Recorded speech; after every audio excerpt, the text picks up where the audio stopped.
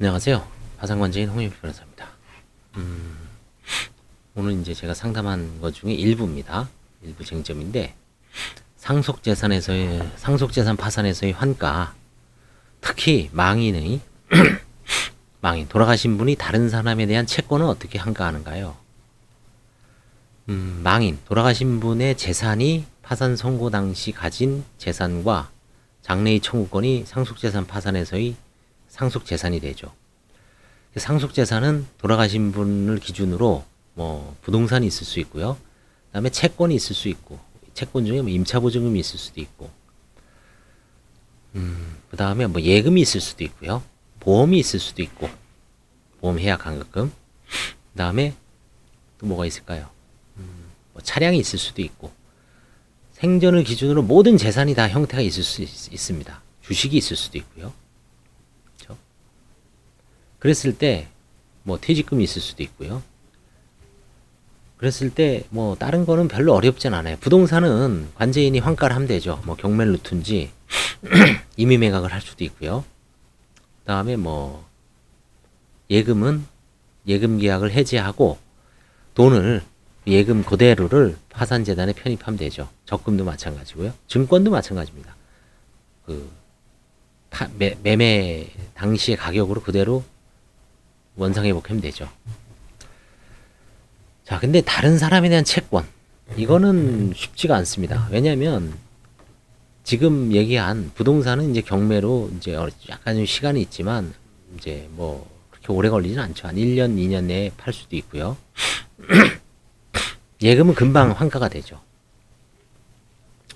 자, 근데 다른 사람에 대한 채권은 시간이 오래 걸립니다. 그 사람이 완전히 망했으면 환가 포기하기 쉽죠. 아, 누구누구에 대해서 채권을 갖고 있는데 조사를 해보니까 그 사람이 이미 다 망해서 재산 조회를 해보니까 아무런 부동산이나 이런 별다른 재산이 없는 것 같습니다. 없습니다. 그럼 이걸 환가 포기하겠습니다. 오케이. 법원에서 허가를 받으면 끝이에요. 근데 그 개인이나 법인이 다른 사람은 이제 법인도 마찬가지입니다. 다른 사람, 그 망인의 채무자가 법인 혹은 자연인일 수 있는데 망한 것도 아니에요. 그동안 이렇게 보면 가끔 돈을 줘왔어요. 그동안. 지금도 뭔가를 하고 있어. 다만 어려워서 뭐 직원들 월급도 주고 뭐 하는 그 다음에 별로 재정 상태가 안 좋아서 근근히 꾸려가고 있는데 가끔 수익이 나와서 가끔 줘요. 그런 상황에서 안녕하십니까.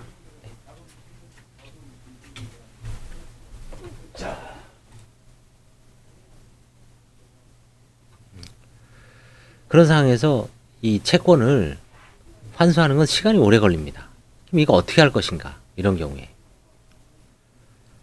뭐, 가장 좋은 방법은 협상을 해서 적절한 금액으로 뭐, 퉁쳐서 받아내는 건데, 상대방 입장에서는 아, 이제 관제인이 처지라든가 이 파산 성격을 알고서 시간을 끌면 유리하겠다 싶어서 협상력이 떨어질 수도 있죠. 그럼 관제인 입장에서는 빨리 소송을 해서 강제 집행을 해서 그냥 최대한 해소하는 방법이 있고요. 아니면 이 채권은 매각하는 겁니다. 대법원 사이트에다가 공고 매각을 해서 매각을 하는 거죠. 그러면 이제 뭐 일종의 부실 채권이죠. NPL이죠. 부실 채권에 대한 전문가가 이거를 사서 저 회사의 어떤 상대방의 채무자의 그런 자력이라든가 그 사업 운영 방향이라든가 지속성이라든가 자산이라든가 이런 걸 여러 가지 평가해서 수익 모델이라든가 사업의 어떤 지속성이라든가 전망 이런 모든 것을 같이 평가를 한 다음에 만약에 그 채권이 뭐 5억이다. 그럼 배팅을 하겠죠. 10분의 1 가격으로 산다든지. 그래도 한 1억 정도는 받을 수 있을 것 같다. 부동산이 좀 있어. 그렇죠? 부동산이 있으면 관제인이 벌써 경매를 넣겠죠. 자, 그런 식으로 해서 환가를 하는 게 원칙입니다. 거기서도 만약에 아까도 말씀드렸지만 그 받아낼 사람이 전혀 자산이 없다. 완전히 깡통이다. 라고 하면 빨리 포기하는 게 낫죠. 그래서 똑같습니다. 상속재산 파산도 생전 파산처럼 뭐 채권 매각도 하고요. 부동산 임의 경매도 내고, 그 다음에 형식적 경매도 내고, 강제 경매도 내고, 매각도 하고, 그 다음에 부인 소송도 내죠. 망인의 생전 행위가, 재산 처분 행위가 상속 채권자들을 해하는 행위였다, 혹은 편파 행위였다 그러면 부인 소송도 낼 수 있습니다. 그렇죠? 그럼 상대방들은 자기의 선의를 입증해서 빠져나와야죠. 그래서 상속재산 파산에서의 환가, 망인이 다른 사람에 대한 채권을 어떻게 환가하는가요? 특히 이제 부동산 관련해서 상속재산 파산이 유리한 게 압류 추심 같은 압류 같은 거를 잘 그냥 다 삭제할 수가 있죠. 쉽게. 근데 그냥 민법상 임의 변제하면 법원에서 너가 뭐라고 안 해주자. 뭐 해줄 수가 없죠. 임의 변제니까 해줄 수가 없습니다. 근데 파산은 포괄 집행의 원칙상 관제인이 선관주 의무가 있고 관제인이 책임하에 법원의 허가를 받아서 하는 거기 때문에 가압류가 있다면 신속하게 풀어주죠. 파산 절차의 걸림돌이니까. 근데 그럼 그리고 가압류는 실효하니까 어떻습니까? 풀어주는 거죠. 파산 법리에 따라서. 근데 임의 변제에서는 파산 법리가 적용이 안 되죠. 가압류를 풀어야 될 이유도 없어요. 나만 똥줄이 타죠. 한정 상속인만. 그래서 그런 권리 관계가 막 복잡한 거는 이제 상속재산 파산을 하라는 얘기죠.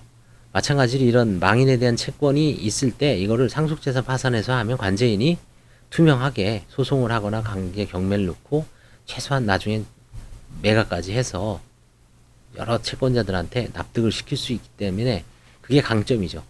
이걸 그냥 한정승인 상속인이 이제 맡긴 변호사가 민법상 임의 변제를 한다고 생각해 보십시오.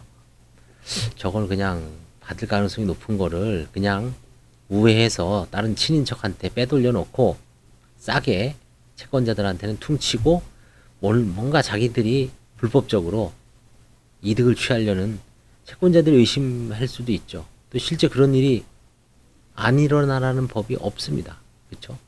그런 문제가 있기 때문에 모든 거를 투명하게 공개 매각을 하고 경쟁 입찰을 붙이는 얘기죠. 근데 민법상 임의 변제에서는 경쟁 입찰 제도가 없죠. 그렇죠? 없습니다. 그래서 이제 파산 절차로 들어오는 게 뭐 어떤 채권의 어떤 공정, 투명성에서 가장 좋은 것 같습니다. 여기서도 마찬가지고요. 그래서 결론은 파산 상담, 상속재산 파산에서의 환가, 망인이 다른 사람에 대한 채권은 마찬가지로 뭐 공고매각, 그 다음에 임의매각 여러 가지 방법으로 똑같이 할 수밖에 없습니다. 감사합니다.